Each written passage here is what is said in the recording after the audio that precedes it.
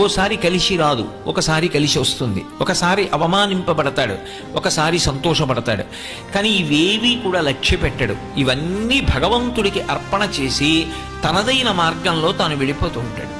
అందుకే ఆయన ఎక్కడున్నాడో అక్కడ శాంతి, ఆయన చుట్టూ ఎవరున్నారో వారికి శాంతి, వారు ఎక్కడ కూర్చున్నారో ఆ ప్రదేశము శాంతియుతంగా ఉంటుంది.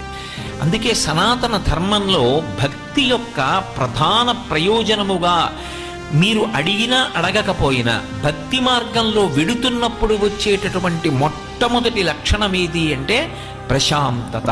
అందుకే మీరు చూడండి, మీరు ఏది ఈశ్వర సంబంధమైన కార్యం చెయ్యండి, ఒక్క విషయాన్నే అడుగుతారు, ఓం శాంతి శాంతి శాంతి, దీని చేత శాంతి కలుగుగాక. అందుకే త్యాగరాజస్వామి కూడా శాంతము లేక సౌఖ్యము లేదు సారసదళ నయన అంటారు. అసలు ఆ శాంతమ